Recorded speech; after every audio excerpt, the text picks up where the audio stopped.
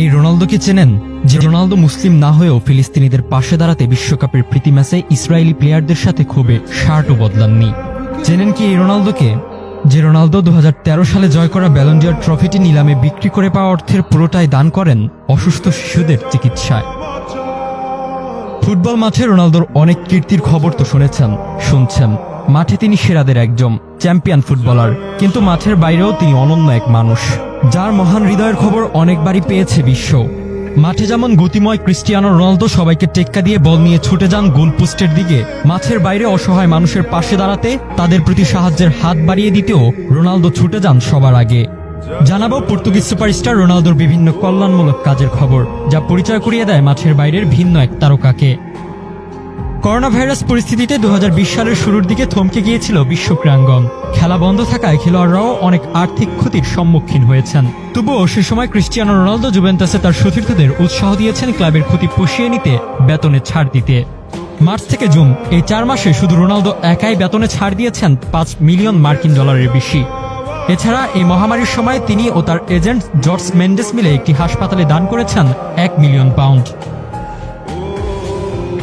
মাঝে মধ্যেই রক্তদান করেন এই পর্তুগিজ তারকা, যে কারণে তিনি শরীরে ট্যাটু আঁকেন না। ট্যাটু আঁকার কয়েকদিনের মধ্যে রক্তদান করলে ইনফেকশনের শঙ্কা থাকে, যে কারণে নিজের পছন্দের এই শিল্পকর্মটি থেকে নিজেকে দূরে রেখেছেন তিনি।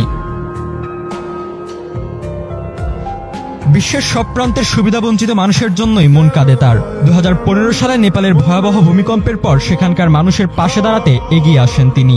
ওই ভূমিকম্পে 9,000 মানুষের মৃত্যু হয় হিমালয় অধ্যুষিত ছোট দেশটিতে, আহত হয় 22,000-এর বেশি মানুষ। শোনা যায় সে সময় সেভ দ্য চিলড্রেনের দুর্যোগকালীন ত্রাণ তহবিলে নেপালের শিশুদের জন্য £50 লাখ অনুদান দেন ক্রিস্টিয়ানো রোনালদো। তবে এ বিষয়টি কখনোই প্রকাশ্যে ঘোষণা দেননি এই ফুটবল গ্রেট। লেবাননের রাজধানী বৈরুতে 2015 সালের নভেম্বরে আত্মঘাতী বোমা হামলায় বাবা মা উভয়কে হারায় হায়দার নামের এক রিয়াল মাদ্রিদ সমর্থক শিশু।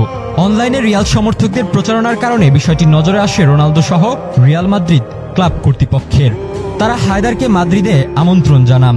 সেখানে হায়দারকে স্বাগত জানান ক্লাবটির স্বয়ং প্রেসিডেন্ট। রোনালদো সহ রিয়ালের মূল দলের সবার সাথে সাক্ষাৎ হয় হায়দারের। পিতামাতা হারানো শিশু ভক্তের সাথে রোনালদোর আলিঙ্গনের সেই দৃশ্য চোখে পানি এনে দিয়েছে সারা বিশ্বের কোটি ফুটবল প্রেমীর।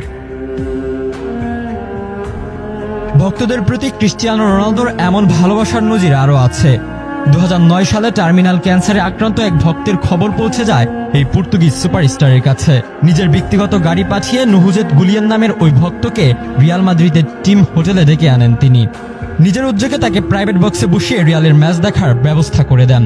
ওই ম্যাচে রোনালদো তার একটি গোল উৎসর্গ করেন গুলিয়ানকে। ম্যাচ শেষে জার্সিটিও উপহার দেন তাকে।